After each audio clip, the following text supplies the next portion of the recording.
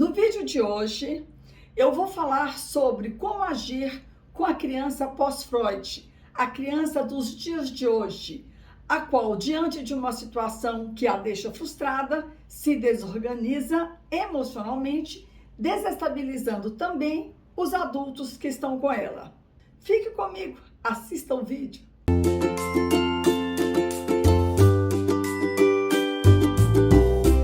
Oi, pessoal. Obrigada por continuar a prestigiar o Infinito Afeto, canal que foi criado no YouTube para que pudéssemos pensar e refletir sobre os assuntos contemporâneos que tanto têm impactado pais e crianças, desde a primeiríssima até a primeira infância. E foi Freud, com a psicanálise, que passou a levar em conta a importância do lugar que o vínculo afetivo com a mãe, a linguagem, a história e a cultura que atravessam os primeiros anos de vida da criança passam a ocupar na constituição psíquica dela. Freud entendeu que experiências ocorridas na infância relacionadas às questões como o amor, o afeto, as perdas, a sexualidade e a morte acabavam recalcadas no inconsciente, mas eram determinantes tanto para o entendimento do comportamento humano como para a compreensão de sintomas que surgissem mais tarde.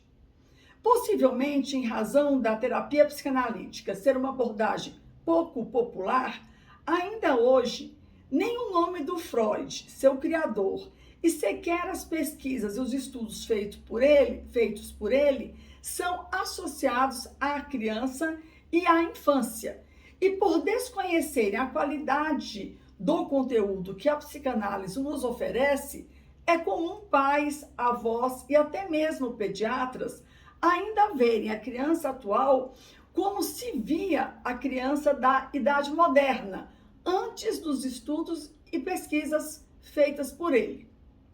Não sabem a importância e o que significa a expressão constituição psíquica, no que esta expressão se difere da constituição física e qual é a importância da infância e da criança na sua formação. Esse desconhecimento empobrece e faz pensar sobre qual é, de fato, a função do cuidador junto ao bebê. Sem a linguagem que está sempre submetida à cultura e os cuidados dos cuidadores, que em substituição à mãe hoje estão mais envolvidos com o bebê, a vida do bebê não avançaria. Daí porque não pode ser um adulto qualquer para exercer o que Lacan chamou de função materna.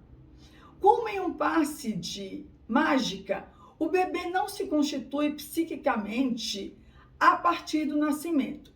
A constituição psíquica dele se dá nas relações estabelecidas e mediadas com o exterior, pelo laço afetivo do outro cuidador que investe nele, bebê, tempo, que cuida, que nomeia, que dá normas e impõe restrições a ele. É, portanto, na família que ocorrem os primeiros contatos com outro cuidador e a introdução da criança na cultura. Mas, apesar de todos os fatos novos ocorridos na Idade Moderna, incluindo aí aqueles relacionados à medicina, à prevenção das doenças com as vacinas, os novos comportamentos familiares e a conscientização das particularidades da infância, observou-se que naquele período os ideais de liberdade se opunham frontalmente ao domínio desejado pelos governos de nações, fossem elas democráticas ou totalitárias.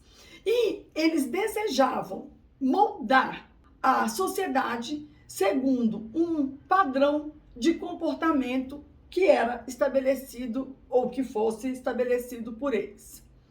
Adeptos da ordem e da disciplina procuravam evitar que a nova relação dos pais com os filhos proporcionasse crianças mais espertas, mais maduras, livres, o que, de acordo com os moralistas de plantão da época, acarretariam numa criança e num adulto com maus hábitos. Deixavam claro que as crianças não podiam ter liberdade sem limites e exigiam maior disciplina e princípios mais estritos. Para tanto, as famílias, as instituições como escolas, os asilos, hospitais e até mesmo as prisões passaram a ser controladas pelo Estado, se estabelecendo, portanto, a ordem, a disciplina, o controle social e os comportamentos tão desejados.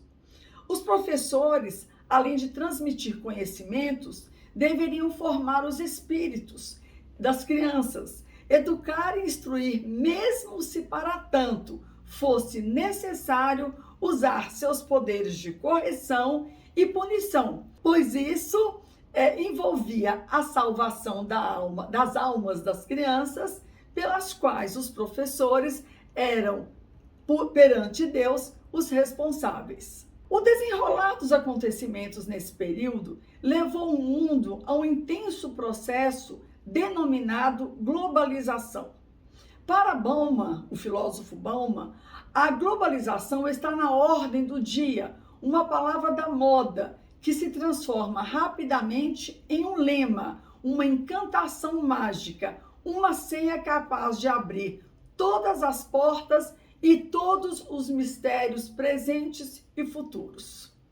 Acrescente-se aí a evolução da informática. Em 2000, Yanni já dizia que o computador passa a ser o principal centro de comando da globalização, de forma que tudo gira em torno do sistema de informatização.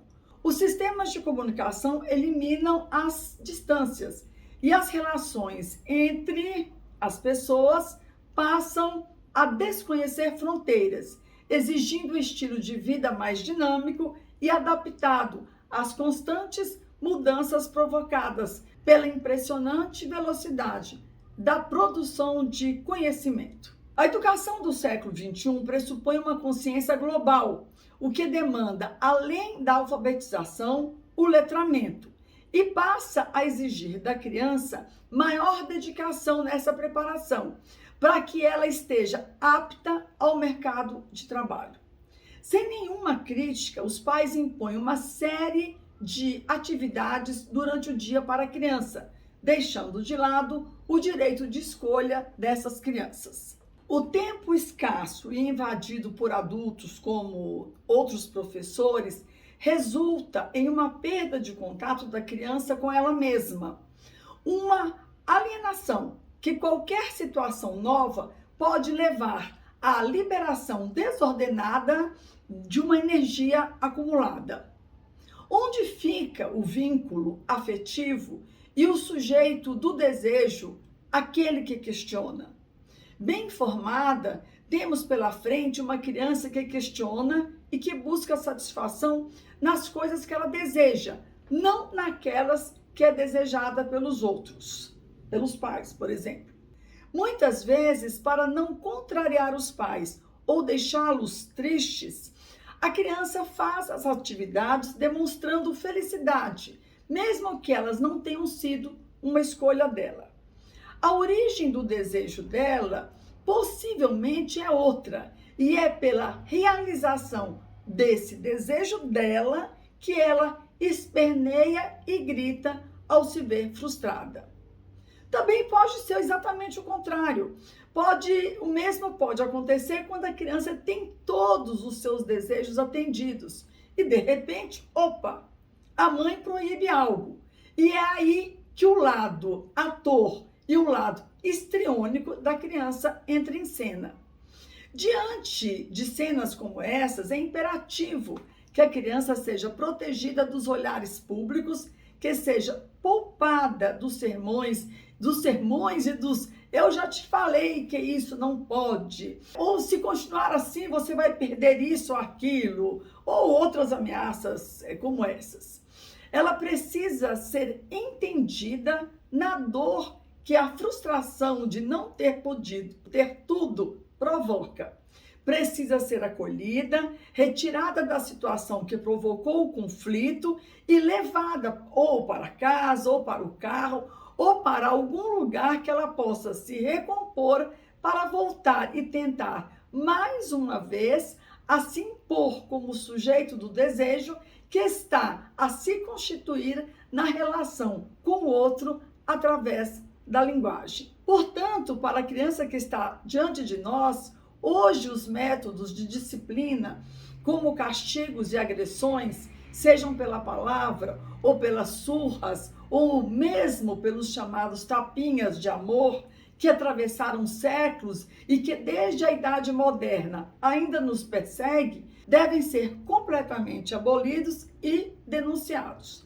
A única coisa que a criança precisa saber é que ela é muito amada e que o show que ela está dando, apesar de para ela ser por uma razão justa, está errado. Aos poucos, a criança constituirá sua subjetividade e se apropriará e respeitará os não ditos e, se não for violentada nem desrespeitada, entenderá e respeitará também a importância das relações e dos vínculos sociais.